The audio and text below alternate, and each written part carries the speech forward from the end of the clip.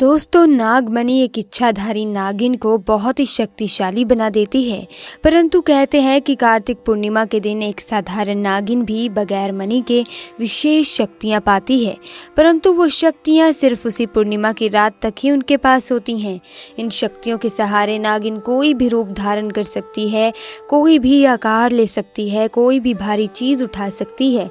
दोस्तों, नाग नागिन महादेव शिव को ही अपना आराध्य मानते हैं। दोस्तों, ये चमत्कारी घटना है उत्तर प्रदेश के छोटे से गांव कहरगढ़ की। दरअसल ये घटना घटित हुई कहरगढ़ के मुखिया और वहां के सबसे धनी इंसान दिनेश के साथ। दिनेश करीब आज से 5 साल पहले एक गरीब और साधारण व्यक्ति का जीवन व्यतीत करते आ रहे थे। वे अक्सर जंगल में अपनी बकरियां चराने जाया करते थे। एक दिन बकरी चराते चराते वे जंगल के थोड़ा अंदर निकल गए। उसी जंगल में एक इच्छाधारी नागिन अपने नाग के साथ एक विशाल पेड़ के पास रहा करती थी। वे नागिन गर्भवती थी। शाम का वक्त था और दिनेश जब उस पेड़ के पास से गुजरा तो उसे वहां एक तेज चमकती चीज दिखाई दी। परंतु साथ ही वे दोनों नाग नागिन भी वहीं थे। उन्हें देख वे थोड़ा सा पहले डर गया और तुरंत ही वहां से जल्दी घर की ओर भागा। सारे रास्ते दिनेश उस चमकती चीज के बारे में ही सोचता रहा, पर नाग नागिन के डर की वजह से वे थोड़ा घबरा गया। लेकिन उस समय दिनेश इतना घबराया हुआ था कि उस समय तो उसने पीछे मुड़कर तक नहीं देखा। परंतु उस रात उसके ध्यान में वो चीज जो चमक रही थी वो बार बार आ रही थी। वो इतना तो समझ गया था कि वह हो ना हो बहुत ही मूल्यवान चीज थी और अगर वो मुझे मिल गई तो मैं भी धनवान हो जाऊंगा। परंतु सबसे बड़ी मुसीबत थी वे दोनों नाग नागिन। अगले दिन वे वापस जंगल उसी पेड़ वाले स्थान पर गया और कुछ दूर खड़े रहकर छिपकर उस पेड़ के पास रह रहे नाग नागिन को देखने लगा। कुछ देर देखने के बाद उसने ध्यान दिया कि नागिन तो गर्भवती है। उस रात वे घर आकर सोचने लगा कि ये अच्छा मौका होगा। जब नागिन अपने बच्चे को जन्म देगी तभी वो नागमणि चोरी कर लेगा, क्योंकि उस समय नागिन कमजोर होगी। बस नाग को ही मारना होगा। दिनेश ने अपने दिमाग में उस चमकती चीज को हासिल करने के सारे तरीके खोज रखे थे। दोस्तों, कहते हैं कि अगर किसी नाग के मुंह की तरफ गोबर मार दिया जाए तो वो अपना होश खो बैठता है। अब दिनेश हर रोज गोबर लेकर उस विशाल पेड़ के पास छुपकर सही मौके का इंतजार करने लगा। एक दिन वो मौका भी दोस्तों आया जब नागिन अपने बच्चे को जन्म देने वाली थी। तभी चुपके से दिनेश ने नाग के मुंह पर तेजी से गोबर मारा और फिर एक बड़े पत्थर से नाग को मार डाला। फिर उसने नागिन और उसके बच्चे को भी मार डाला और उस मणि को उठाकर जल्दी से घर की तरफ निकल पड़ा। दिनेश को कुछ समझ नहीं आ रहा था। वे बहुत ही डरा हुआ था और घबरा भी गया था। परंतु उधर नागिन किसी तरह से बच गई थी, बस बेहोश पड़ी थी। नागिन मानो जैसे बेसुध हो गई हो। जब नागिन को होश आया और उसने अपने बच्चे और पति को मरा देखा तो उसके दुख दर्द का ठिकाना नहीं रहा। वो उस समय गुस्से से पागल हुई जा रही थी। नागिन की आंखों में बदले की आग जल रही थी और वे अब दिनेश और उसके परिवार को मार कर ही शांत होने वाली थी। और उसने दिनेश से बदला लेने की ठानी। परंतु मणि चली जाने के कारण वो अपनी शक्तियों का प्रयोग नहीं कर सकती थी। परंतु अभी भी वे अपना रूप तो बदल ही सकती थी। इधर दिनेश को जैसे ही मणि मिली उसका तो पूरा जीवन ही परिवर्तित हो गया। उसकी फसल इस बार काफी अच्छी हुई और काफी महंगे भाव में बिकी। उसकी तो जैसे लॉटरी लग गई हो, क्योंकि वो जो भी धंधा कर रहा था उसमें उसको हर जगह से लाभ मिल रहा था। और दिनेश को पता था कि ये सब उस चमत्कारिक नागमणि की वजह से ही हो रहा है। गाँव में हर जगह उसका नाम था। दिनेश के इसी रुतबे को देखकर एक अच्छा रिश्ता दिनेश के लिए उसके पास ही गांव से आया और रीना नाम की एक सुंदर स्त्री से उसका विवाह संपन्न हुआ। रीना अपने पति दिनेश को बहुत प्यार करती थी और बहुत इज्जत देती थी। दोनों एक दूसरे का कदम कदम पर साथ निभाते। उनकी जोड़ी गांव में मिसाल बन चुकी थी।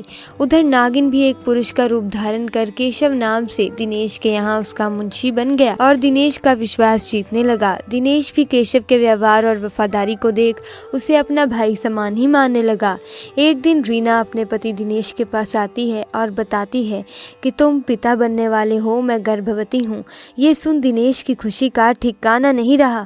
दिनेश तो खुशी से झूम उठा था, मानो कि दुनिया की सबसे बड़ी खुशी मिल गई हो। रीना भी मन ही मन बहुत खुश थी। उस दिन वे खुद अपने मुंशी केशव के पास गया और बोला कि देखो केशव, मेरा कोई भाई नहीं है, परंतु जब से तुम्हारा साथ मिला है तुम मेरे सगे भाई से भी कहीं अधिक बन चुके हो। आज मैं बहुत खुश हूँ, इसीलिए आज मैं अपनी पत्नी और तुम्हें एक खास जगह ले जाना चाहता हूँ, क्योंकि मेरा इस दुनिया में तुम लोगों के सिवा और कोई नहीं है। और वो अपनी पत्नी और केशव को कार में बिठाकर गांव में एक कोने में ले जाकर कार एक छोटी सी कुटिया के सामने रोकता है और बताता है कि जब वह छोटा था तब इसी कुटिया में उसकी माँ की जान उसे जन्म देते ही चली गई थी। उसके पिता तो पहले ही गुजर चुके थे। तब एक बूढ़े बाबा ने उसकी माँ को वही दफना दिया था और दिनेश को उसी बूढ़े बाबा ने पाला था। दिनेश बताता है कि जब भी उसके साथ कोई बुरी घटना होती है या वो दुखी होता है, बस इसी कुटिया के पास चला आता है। यहाँ उसे एक अनोखा सुकून का एहसास होता है। दिनेश आगे बताता है कि आज तुम दोनों को मैं इसीलिए यहाँ लाया हूँ क्योंकि तुम दोनों अब मेरी जिंदगी का अहम हिस्सा बन चुके हो। दोस्तों, ये सुन सभी की आंखों में पानी भर आता है।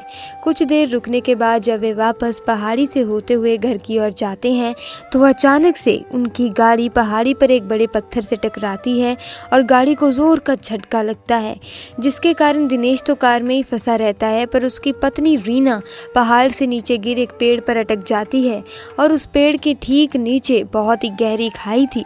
दोस्तों, वो रात कार्तिक पूर्णिमा की ही थी।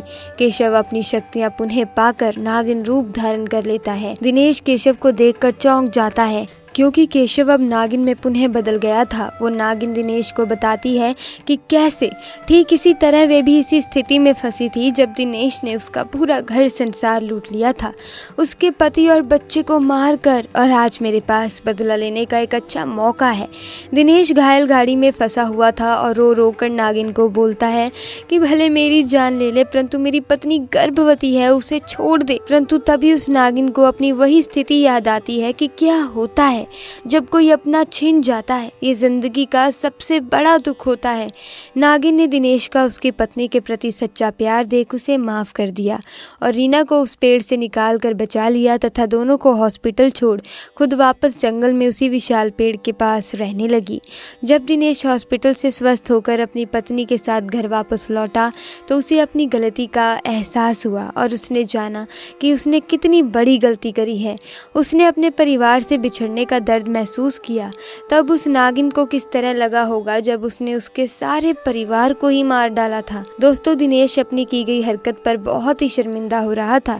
फिर वो नागमणि को लेकर उस विशाल पेड़ के पास जाता है और उस पेड़ के पास नागमणि को रख फूट फूट कर रोने लगता है और शाम को घर वापस आ गया। दोस्तों, कभी कभी इंसान लालच में इतनी बड़ी गलती कर बैठता है कि फिर उस गलती को कभी भी ठीक नहीं किया जा सकता, बस अंत में पछतावा ही रह जाता है। दोस्तों, आपको ये घटना कैसी लगी हमें कमेंट बॉक्स में ज़रूर बताना। और दोस्तों, साथ ही एक बात और भी ध्यान रखें, अगर आपको कहीं भी नाग नागिन दिखते हैं तब उन पर पहले वार नहीं करना चाहिए, बल्कि शांत होकर उनके पास में से गुजर जाना चाहिए। लेकिन फिर भी अगर आपको ज़्यादा डर लग रहा हो तो स्नेक रेस्क्यू टीम को बुलाएं ताकि वो किसी भी तरह के नाग नागिन या साधारण सांप को पकड़ कर ले जा सकें।